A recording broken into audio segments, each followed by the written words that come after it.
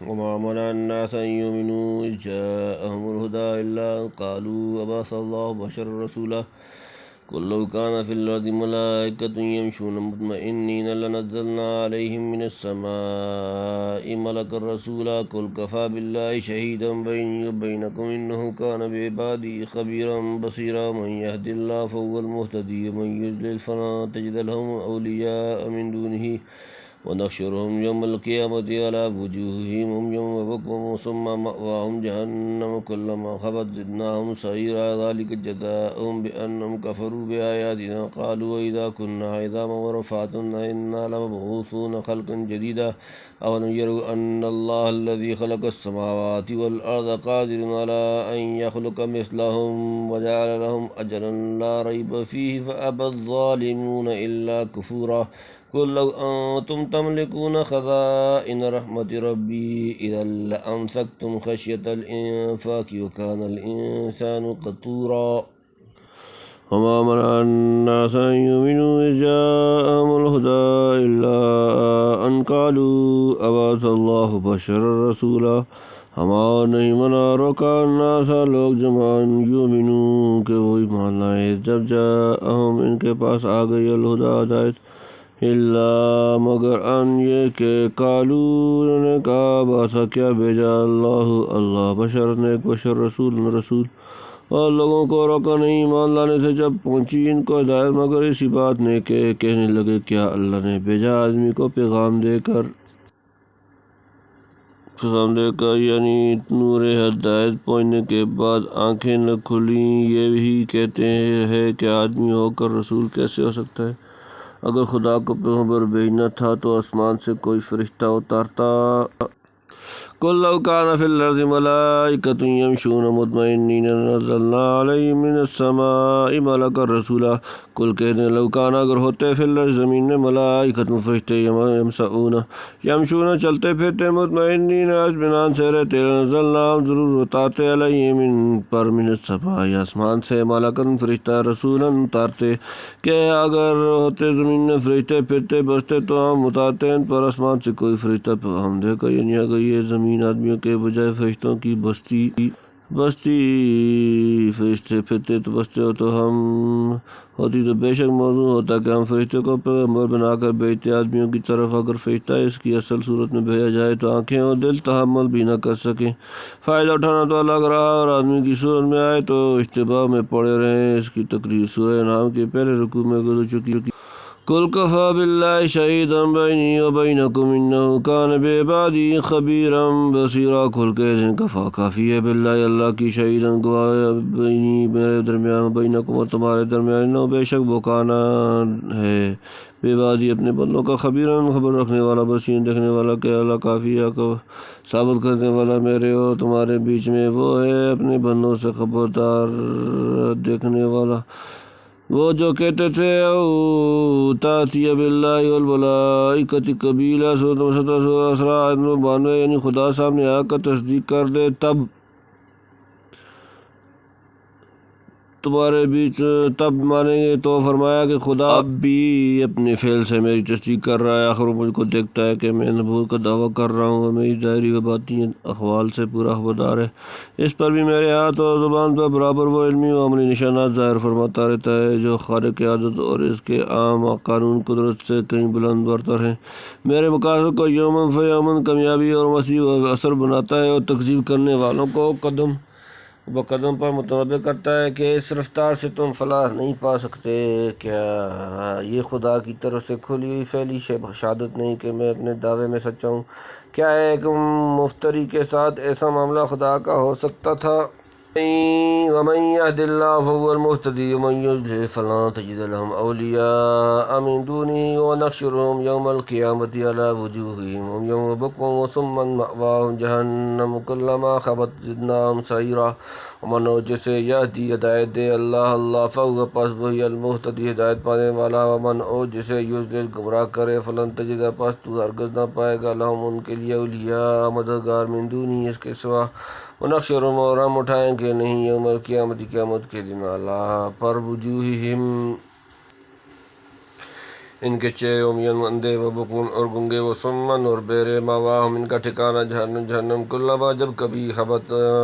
بجھنے لگے گی زدنا ہم ان کے لیے زیادہ کر دیں گے سعیرہ بھڑکانا. وہ جس کو راہ دکھلائے اللہ وہی ہے راہ پانے والا، اور جس کو بھٹکائے پھر تو نہ پائے. ان کے واسطے کوئی رفیق اللہ کے سوا اٹھائیں گے ہم ان کو دن قیامت کے چلیں گے منہ کے بل اندھے اور گنگے اور بہرے. ٹھکانہ ان کا دوزخ ہے جب لگے گی بجھنے اور بھڑکا دیں گی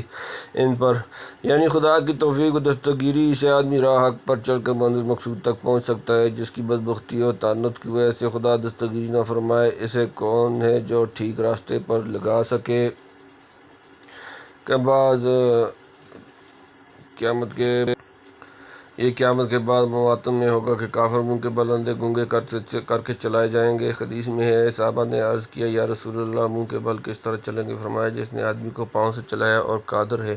کہ سر سے چلا دے. باقی فرشتوں کا جہنمیوں کو منہ کے بل گھسیٹنا وہ دوزخ میں داخل ہونے کے بعد ہوگا. یوم یسحبون فی النار علی وجوہہم سورۃ نمبر 54 سورۃ القمر آیت نمبر 48. یعنی عذاب معین اندازہ سے کم نہیں ہونے دیں گے. اگر بدن جل کر تکلیف میں کمی ہونے لگے گی تو پھر نئے چمڑے پر چڑھا دیے جائیں گے. کلما نضجت جلودہم بدلناہم جلودا غیرہا لیذوقوا العذاب سورۃ نمبر 4 سورۃ النساء آیت نمبر 56. جزاؤہم بأنہم کفروا بآیاتنا وقالوا اذا کنا عظاما ورفاتا انا لمبعوثون خلقا جدیدا ذلک یہ جزاؤہم ان کی سزا بأنہم کیونکہ وہ کفروا انہوں نے انکار کیا بآیاتنا ہماری آیتوں کا وقالوا انہوں نے کہا اذا کیا جب کنا ہو جائیں گے ہم عظاما ہڈیاں ورزقنا ورفاتن اور رضا رضا انا کیا ہم لمبعوثون ضرور اٹھائے جائیں گے خلقاً پیدا کر کے جدیداً اثر نو. یہ ان کی سزا ہے اس واسطے کہ منکر ہوئے ہماری آیتوں سے اور بولے کیا جب ہم ہو گئے ہڈیاں اور چورا چورا کیا ہم کو اٹھائیں گے نئے بنا کر. یعنی دنیا میں دلیل سے تو نہ مانا تو تھا اب آنکھ سے بار بار دیکھ لو کہ کس طرح جل جل کر اثر نو تیار کیے جا رہے ہو.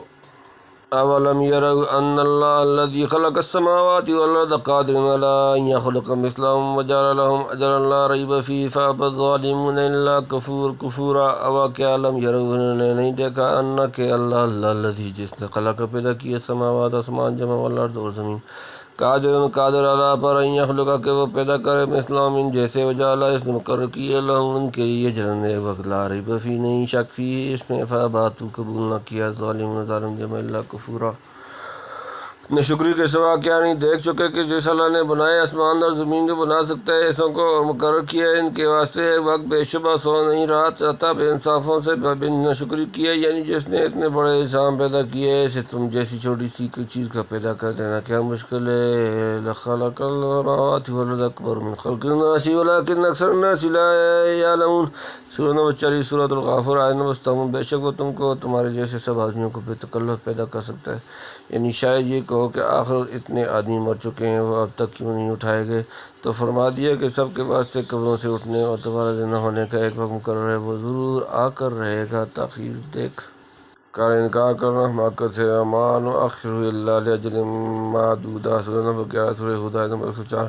یعنی ایسے واضح مضامین و دلائل سن کر بھی نہ انصافوں کے کفر و ضلال و ناشکری میں ترقی ہی ہوتی ہے ذرا نہیں پسیجتے.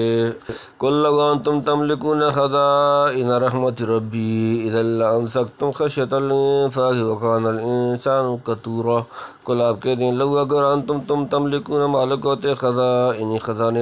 رحمت ربی میرا رب اذا جب لامسکتم تم ضرور باندھ رکھتے خشیت ڈر سے الانفاق خرچ ہو جانا وکان اور ہے الانسان انسان قتوراً تنگ دل. اگر تمہارے ہاتھ میں ہوتے میرے رب کی رحمت کے خزانے تو ضرور باندھ کر رکھتے اس ڈر سے کہ خرچ نہ ہو جائیں اور ہے انسان دل کا تنگ. گزشتہ رکوع میں فرمایا تھا الا رحمۃ من ربک ان فضلہ کان علیک کبیرا سورۃ نمبر 87. قل لئن اجتمعت الانس والجن علی ان یاتوا بمثل ھذا القرآن لا یأتون بمثلہ ولو کان بعضهم لبعض ظہیرا سورۃ نمبر 88 17. آیت نمبر 88 17 الاسرا آیت نمبر 88 87 خدا تعالیٰ نے اپنی رحمت سے آپ پر بہت بڑا فضل کیا ہے کہ قرآن جیسی بے مثال دولت عطا فرمائی، درمیان میں مخالفین کی طعن و بینات و درست کا مطالبات اعراض و تکذیب اور ان کے نتائج کا ذکر کر کے یہاں پھر اس سے پہلے مضمون کی طرف عود کیا گیا، یعنی ایک بندہ کو ایسی عظیم شان رحمت و عظیم نظیر دولت سے سرفراز فرمانا ہے جو حد حقیقی و مطلق کی شان ہو سکتی ہے، جس کے پاس رحمت کے متناہی خزانے ہوں اور کسی مستحق کو زیادہ سے زیادہ مزید دینے میں نہ اس کو اپنی تہی دست رہ جانے کا خوف ہو، نہ اس کا اندیشہ کہ دوسرا ہم سے لے کر کہیں مد مقابل نہ بن جائے یا آگے چل کر ہمیں دبا نہ لے۔ خداوند قدس تھڑولے انسان کی طرح الیاذ باللہ تنگ دل واقع نہیں ہوا، جسے اگر فرض کرو خزائن رحمت کا مالک مختار بنا دیا جائے تب بھی اپنی طبیعت سے بخل و تنگ دلی نہ چھوڑے اور کسی مستحق کو دینے سے اس لیے گھبرائے کہ کہیں سارا خرچ نہ ہو جائے اور میں خالی ہاتھ نہ رہ جاؤں، یا جس پر آج خرچ کرتا ہوں کل میری ہمسری نہ کرنے لگے۔ بہرحال اگر رحمت الہی کے خزانے تمہارے قبضے میں ہوتے تو تم کس سے دینے والے تھے اور کہاں گوارا کر سکتے تھے کہ مکہ و طائف کے بڑے متکبر دولت مندوں کو چھوڑ کر وہی و نبوت کی یہ بے بہا دولت بنی ہاشم کے ایک در یتیم کو مل جائے۔ یہ حق تعالیٰ کا فیض ہے کہ جس میں جیسی استعداد و قابلیت دیکھے